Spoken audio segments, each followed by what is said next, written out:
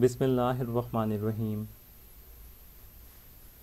I'm Muhammad Adnan Abid, your co-teacher for the course Principles of Animal Life 2. And today we will discuss lecture number 26 about the evidences of evolution.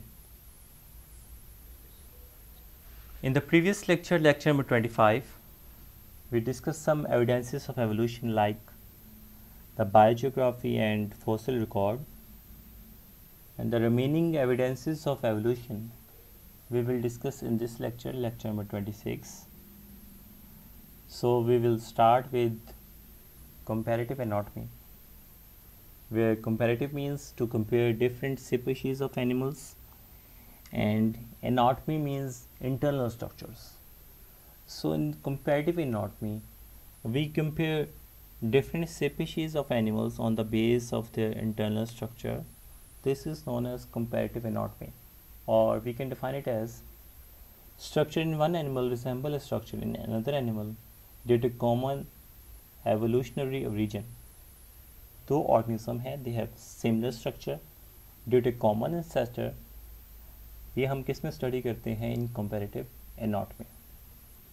Comparative anatomy, we study the body structures of different species of animals to understand the changes they have undergone in the course of evolution from common ancestor. क्या क्या changes आई हैं उनमें? There are different concepts of comparative anatomy. First one is homologous structures. We can define it as similarity in characteristics resulting from a common ancestry is called homology, and such anatomical structures are called homologous structures. Similarity in characteristics. Organisms have similar characters, and these similar characteristics arise due to a common ancestor. This is known as homology, and such structures due to which similarity arise in organisms are known as homologous structures or homologous organs, or we can define it as the homologous organs are the organs that are structurally alike, they are structure wise same, but function wise they are different. For example, in case of vertebrates, they have common arrangement of similar bones, but their function is different in different vertebrates. Like we discussed the forelimbs of whales, humans, birds and dogs. They look pretty different on the outside, but they have same skeletal elements, they have same bones, they all have humerus, they all have radius, ulna, they have carpals, they have metacarpals, they have phalanges, but they have different functions. In the whales, the forelimbs are used for swimming. In humans, the forelimbs are used for holding something, or in birds, the forelimbs are used for flying, and in dogs, the forelimbs are used for running or walking. That's because they are adapted to function in different environments. So they are structurally same, to adapt to different environments, they functionally different in different environments. अगर आप इस diagram में देखें, you can see that they have same skeletal elements in human, dog, bird and whale. They all have a humerus bone, they all have radius ulna, and they all have a carpals and metacarpals and phalanges. So आप देख सकते हैं they are structure wise same, they have same skeletal elements in humans, dogs, birds and whales, but to adapt to different environments they functionally different in different environments. In humans they are used for holding things, dogs are use them for running or walking, birds use them for flying, and whales use them for swimming. Next concept is analogous structures that are totally different from the homologous structures. When two unrelated animals adapt to similar conditions resulting in similarities in structure. They are two different organisms, but they have adapted to similar conditions, similar environment. So due to adaptation to similar environment, These two unrelated animals result in the similarities in the structures. These are known as analogous structures, or we can define it as the structures that are structurally different. Their structure is different, but their function is same in organisms due to adapt to similar environment. These structures are known as analogous structures. For example, in the case of wing of insect and birds, they have different structure. For example, in case of insect they have no bones, but in case of birds they have bones. They are structurally different, but they both adapt to same environment, so they both use their wings for the purpose of flight. अगर आप इस diagram में देखेंगे, you can see that the wings of insect, birds and bats, they are structurally different. They have different structures. Insect have different, birds and bats have different structures. Insect have no bones. Birds and bats are also structurally different, but they perform the same function. Insect, birds and bats use their wings for flying. Next है homologous and analogous organs में क्या differences हैं. First तो define का difference आ जाएगा. Homologous organs are the organs that are structurally same, they have different function. Analogous organs are the organs that are structurally different but they have same function. Second difference है on the basis of basic plan and origin. Homologous organ have same basic plan, they have same structure and same origin, originate from the same ancestor. But analogous organs have different basic plan, they have different structure and they originate from different ancestors. These are analogous organs. Homologous organs are adapted to perform different functions. They are adapted to perform different functions, but analogous organs are adapted to perform the similar functions. Like in case of forelimbs of vertebrates and insect and bird wings. Homologous organs show divergent evolution. Divergent evolution क्या होती है? ऐसी evolution in which two species having common ancestor but have arise different characteristics, and these characteristics arise due to change in the environment to which they adapt slowly. So they give rise to new species, diverge. Single ancestor gives rise to many species. That evolution is known as divergent evolution. And analogous organs show convergent evolution. Converge means as evolution, different organisms, they have evolved to similar characteristics due to adaptation to a particular similar environment. So this evolution is known as convergent evolution. Homologous organs show divergent evolution. Analogous organs show convergent evolution. Last one is examples. Homologous organs, examples are the forelimbs of vertebrates, and analogous organs are the insect and bird wings. Next concept is vestigial structures. Vestigial structures ऐसे structures होते हैं that have lost their usefulness and are often poorly developed. Means the structures which are have their function in the past, in the ancestors, but they have lost their function now.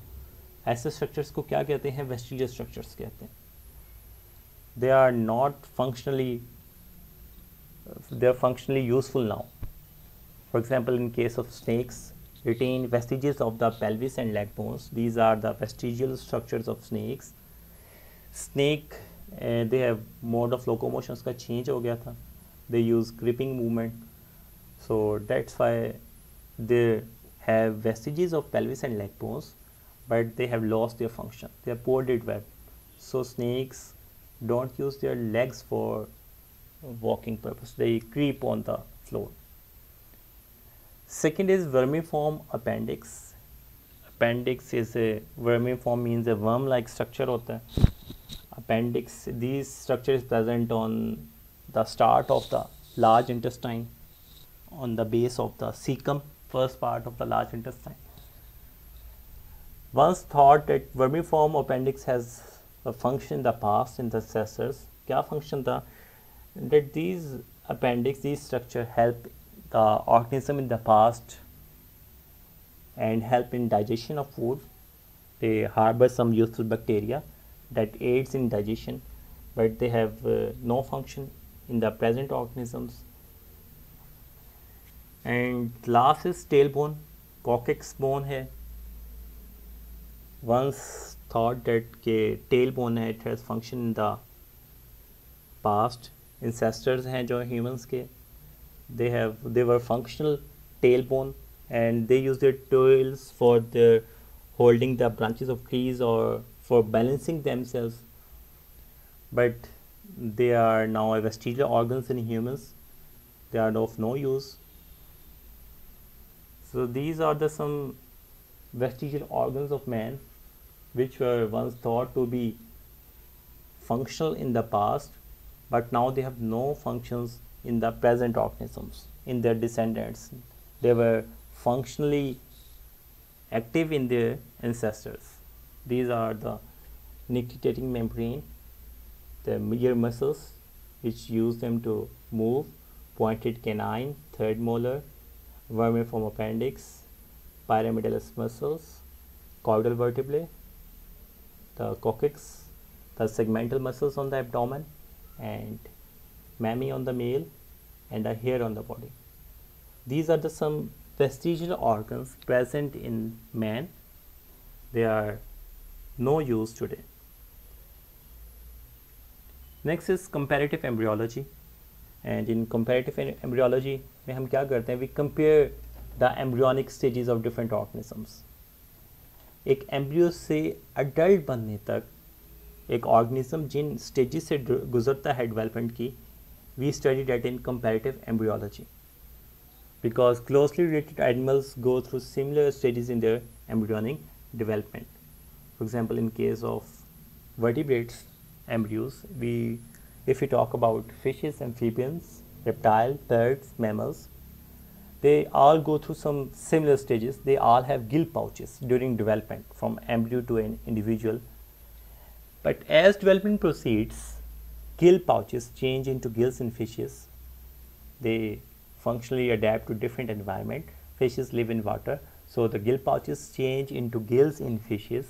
But in the terrestrial vertebrates, the gill pouches changes into a organ structure known as gestation tube, and the function of the gestation tube is to connect middle ear with throat in humans. There is a connection link between the middle ear and throat. So this is also an evidence of evolution that proves that evolution has occurred. If we see this slide, इसमें देखेंगे आप लोग embryological evidence of evolution है. ये embryos हैं fish का, reptile, bird and mammals का. आप चारों एम्ब्रियोज में देखेंगे they all have gill pouches, but fishes adapt to live in water, so that's why जो गिल स्लिट्स हैं, गिल पाउचेस हैं, दे चेंज इनटू गिल्स और वो उसे रिस्पायर करने में हेल्प करती हैं. But in reptile, bird and humans, mammals, the gill pouches can not be change to gills, क्योंकि गिल्स यूज़ नहीं करते हम रेस्पायर करने के लिए, we use lungs. So gills are change into a tube, into a structure known as gestation tube, and the function of that gestation tube is to connect the middle ear with the throat in the humans. And the last evidence of evolution is molecular biology. In the molecular biology, you can say that related animals have similar DNA, not completely similar. There are majority of similarities between the DNA of two related animals derived from the common ancestor which code for same proteins. Because the DNA is same, DNA forms the RNA, and then RNA forms the proteins. So molecular biology also suggests that related animals have similar DNA, and these DNA encode for the same proteins. And related animals have similar proteins. These proteins we can extract from the animal tissues and compare their DNA. And you also know that the genetic code of related animals are also same. Genetic code is universal. It is same for all the organisms for encoding the proteins. For example, AUG codes for methionine, and this is universal. In the majority of cells, they use the same genetic code that codes for methionine. Or you can say that respiratory proteins in different aerobic organisms, they are same respiratory proteins like cytochrome A, B, C. These are the respiratory proteins. They are same in the related organism. They are same proteins.